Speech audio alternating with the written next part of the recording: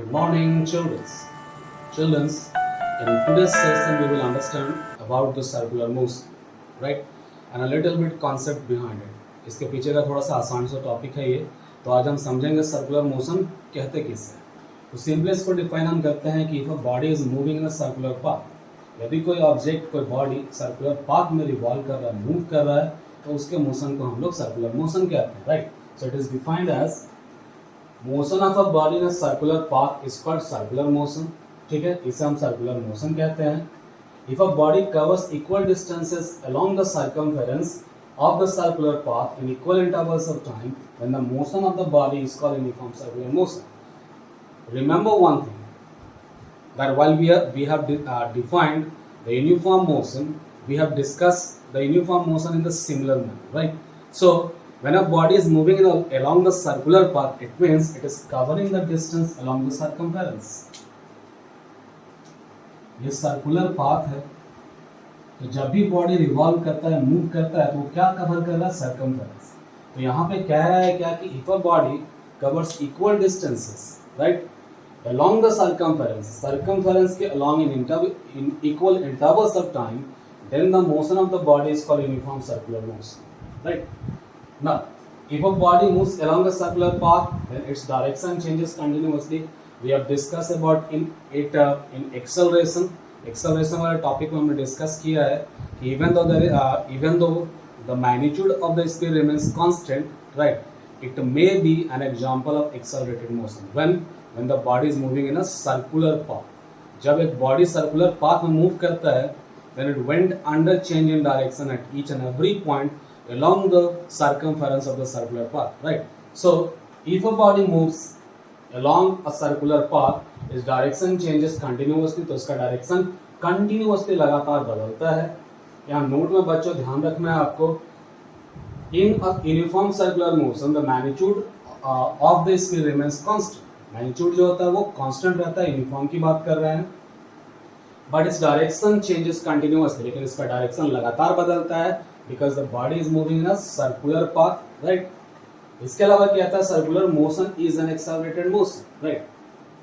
तो ये हमने डिस्कस किया एक्सेलरेशन में ही, राइट, कि if a body is moving in a circular path even with a constant magnitude, speed का मैग्नीट्यूड नहीं बदल रहा है, बट इस direction continuously changes, and we have discussed that the change in velocity is observed by means of change in direction also, right? So it is an example of accelerated motion. तो circular जो motion है वो accelerated motion होता है. Uniform linear motion is not accelerated. कहते हैं uniform linear motion, right? Linear motion को भी हम सिमिलर वे में डिफाइन करते हैं. If a body covers equal distances in equal intervals of time, then the motion of the object is called uniform motion. लेकिन यहाँ यूनिफॉर्म मोशन स्ट्रेट पाथ में होता है. दो चीजें हैं, एक तो है कि इक्वल डिस्टेंस ट्रैवल करता है, दूसरा एक ही पाथ स्ट्रेट पाथ में ट्रैवल करता है. Under that condition, there is no change in velocity. When there is no change in velocity, there is no acceleration. ना मैग्नीट्यूड बदल रहा है यूनिफॉर्म मोशन में, यूनिफॉर्म लीनियर मोशन में ना तो मैग्नीट्यूड बदल रहा है ना ही डायरेक्शन बदल रहा है. So it is not accelerated, but uniform circular motion is accelerated. Uniform circular motion accelerated होगा even if the magnitude of the speed is not changing. Make it very clear कि circular motion में जैसे ही आगे अगर constant speed के साथ ही move कर रहा है, even though there is change in direction and hence there is change in velocity, so it is an example of accelerated motion. The direction of motion in a circular path is given by a tangent. We have discussed about it when we are defining about the acceleration. किसी भी point पे अगर आपको direction मालूम करना है, तो वहां पे हम एक टेंजेंट ड्रॉ कर देते हैं.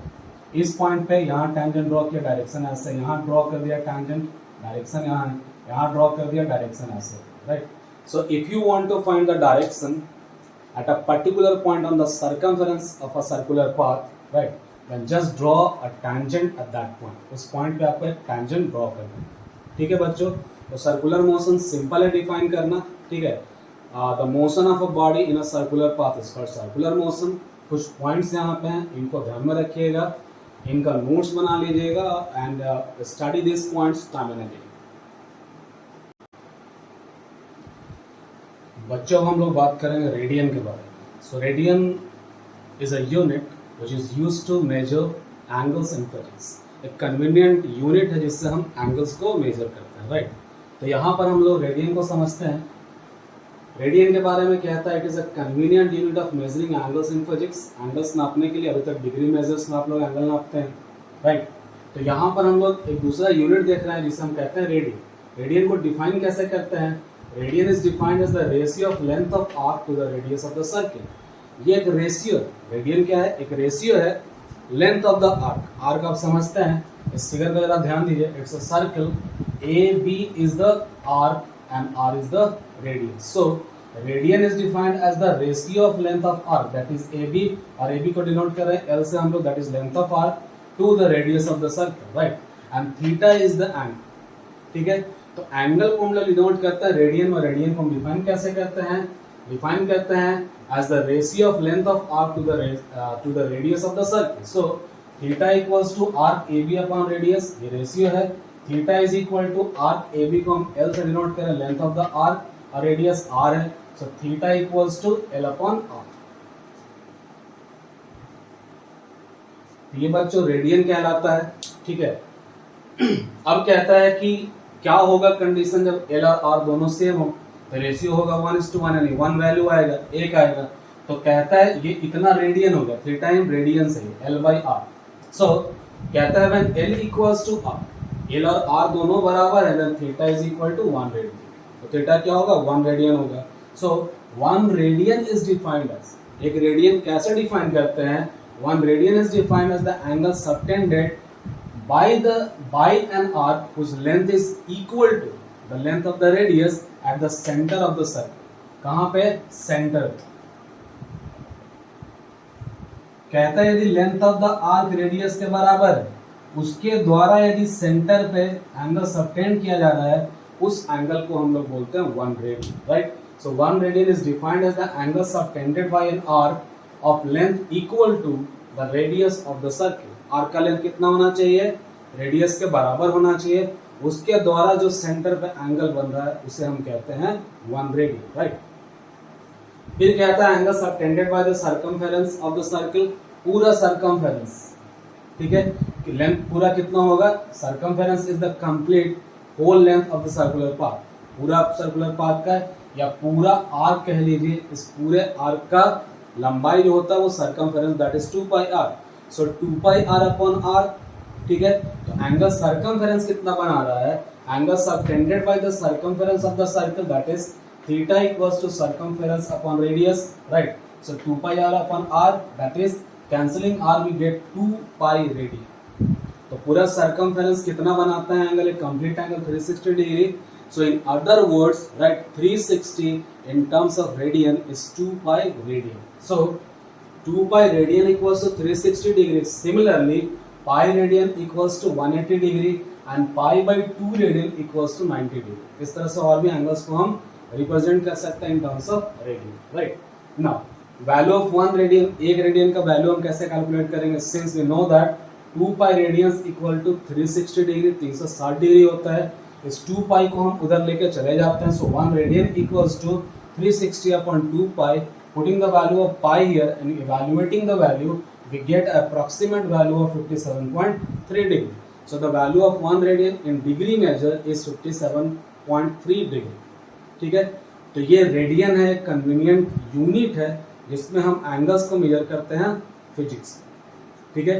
अब ये सोच रहे हैं आप लोग कि फिर रेडियन हम जान क्यों रहे हैं? ताकि हम एंगुलर डिस्प्लेसमेंट और एंगुलर वेलोसिटी समझ सकें। ये दो चीज हमें समझना है बच्चों। तो इसको एक बार जरा फिर से समझ लीजिए। आर्क के द्वारा, इस आर्क के द्वारा सेंटर पर जो सर्कल के सेंटर पर जो एंगल बन रहा है उसे हम रेडियन कहते हैं। इसको एक्सप्रेस करते हैं as the ratio of length of arc upon radius, L upon R। So theta equals to L upon R, ठीक है। अब अलग अलग वैल्यूज दिखा दो। पूरा सर्कमफेरेंस मतलब कंप्लीट 360 डिग्री, पूरा कितना एंगल कंप्लीट कर रहा है? तो ये पूरा 360 डिग्री एंगल है, राइट। तो 2πr हो गया आर्क का लेंथ और रेडियस हो गया r। तो रेशियो निकाल लिया 2πr अपॉन r, ठीक है। So we get theta equals to 2π radian. और इस कंडीशन में थीटा कितना है? तो पूरा 360 degree. So the value of 2π radian equals to 360 degree इस तरह से दोनों तरफ हाफ यदि करते हैं हम तो pi radian equals to 180 degree and pi by 2 radian equals to 90 degree. Now calculating the value of 1 radian we have 2 pi radian equals to 360 degree. 2 pi radian का वैल्यू हमारे पास 360 डिग्री है, तो 2 पाई से डिवाइड कर देंगे 360 को, then we will get the value of 1 radian. So 1 radian equals to 360 upon 2 pi. Putting the value of 2 pi, ठीक है, putting the value of pi here, you can put the value in fraction also 22/7 or 3.14 as well. You will get a closer value of 57.3. 2928 करके आएगा ऐसे. तो 1 radian बराबर होता है round of figure में 57.3 डिग्री. तो इसको ध्यान में रखिएगा बच्चों, ये आगे भी आप लोगों को काम आएगा. रेडियन में हम एंगल को एक्सप्रेस करते हैं, राइट. हम लोग देखेंगे एंगुलर डिस्प्लेसमेंट और angular velocity. So make a note of all these things. It will not only help you in 9th standard, but also these concepts are useful for 11th standard. 11th में फिर दोबारा आप लोग इन्हीं चीज़ों को पढ़ेंगे. So please make a note of all these things. Okay बच्चों, रेडियन समझने के बाद अब हम लोग समझते हैं angular displacement, right. So angular displacement is defined as the amount of rotation made by a ray on its axis to form an angle theta, right? तो इसको भी जरा समझ लीजिए इस फिगर के अनुसार से. सपोज कीजिए सर्कुलर पाथ है, ये एक रे है, यहाँ से ये इनिशियल पोजीशन रेडियस का ये रोटेट कर रहा है gradually. It is rotating just like that. Rotate करते करते करते यहाँ पहुँच गया. सो अमाउंट ऑफ रोटेशन कितना हुआ, that is represented by theta. So angular displacement is nothing but the angle subtended by the arc at the center of the circle. So angular displacement is equal to theta radian. Express करेंगे किसमें, radian में करेंगे, ठीक है, ध्यान में रखिएगा. It is defined as the amount of rotation made by a ray on its axis to form an angle. ये एक रे है, रोटेट करते करते जितना अमाउंट ऑफ रोटेशन लिया, ठीक है, उसी को हम लोग एंगुलर डिस्प्लेसमेंट कहते हैं, डिनोट करते हैं theta radians, right. Now the angular velocity is defined as the ratio of angular displacement by time taken. जैसा हम लोगों ने डिफाइन किया, we have discussed about the velocity. Numerically हम इसे displacement upon time लिखते हैं. Similarly, angular velocity is also defined in the similar manner, right? So angular velocity equals to angular displacement upon time taken, right? So angular velocity, now the angular velocity is denoted by a special symbol that is called omega. So omega, that is angular velocity, equals to theta upon time t. Now the unit of angular velocity, क्या unit है angular velocity का? Angular velocity चूंकि formula है theta upon time, theta का radian और time का second. So the unit of angular velocity is radian पर second. बच्चों ध्यान में रखिएगा, angular displacement and angular velocity, ये सब टर्मिनोलॉजी है, आपको एज इट इज ध्यान में रखना, ठीक है. बहुत काम आने वाले हैं. 11th क्लास में जब पहुंचेगा तो ये भी काम आएगा, ठीक है. सीसेट वगैरह देते हैं एग्जाम कहीं बड़े इंस्टीट्यूट्स में एडमिशन लेने के लिए, तो इनके बेसिस पर वहाँ क्वेश्चंस राइज किए जाते हैं, पूछे जाते हैं. तो बच्चों हम लोग देखेंगे relation between linear velocity and angular velocity. Oh right, तो जरा ध्यान दीजिए यहाँ पे. We have linear displacement is equal to L. Linear displacement कितना है, एल है. ये जो आर्क है, दिस आर्क, यहाँ थीटा एंगल बन रहा, रेडियस आर है, लेंथ ऑफ आर्क एल है. So it is linear displacement, ठीक है. एंगुलर डिस्प्लेसमेंट थीटा है, अभी हम लोगों ने डिस्कस किया है. So linear displacement equals to L and angular displacement equals to theta, that is angle subtended by the arc. Now and we have theta equals to L upon R. हमने अभी radian को define किया है, ratio of length of arc to the radius. तो ये ratio हमारे पास implies L is equal to R theta. ये इसके अलावा कह रहा है for now for a time T, small time T के लिए linear velocity is equal to linear displacement upon time. Linear displacement कितना है, टी, और टाइम लीनियर डिस्प्लेसमेंट कितना है, एल, और टाइम कितना है, T. So v equals to L upon T. इसको ध्यान में रखना है, इस रिलेशन को ध्यान में रखिए, इस रिलेशन को ध्यान में रखिए. So v equals to L upon T, right? That is linear velocity. Now, angular velocity, just we have discussed, omega equals to theta upon t, angular displacement upon time. और हमारे पास थीटा का relation क्या है, यहाँ ध्यान दीजिएगा. यहाँ पे हमारे पास थीटा है L upon R, so putting this value here in this relation, instead of theta L upon R by T, R नीचे की तरफ आएगा, so it is L upon T into R. ना अब जरा L upon T को जरा ध्यान दीजिए, इस L upon T को एक साथ कर दीजिए. L upon T की अगर हम बात करते हैं, so L upon T is what? It is linear velocity. So instead of L upon T, we can place the value V. हम एंगुलर लीनियर जो वेलोसिटी है वो यहाँ पे रख सकते हैं. So L by T के जगह हमने वैल्यू पुट कर दिया V, so it becomes angular velocity equals to linear velocity upon radius r. Cross multiplication करने पर we get a relation, that is linear velocity is equal to the product of angular velocity and radius of the circle. So V equals to omega r. इसको ध्यान में रखिएगा, ये competitive point of view से important है. और एक बार derive भी कर लीजिएगा इसको.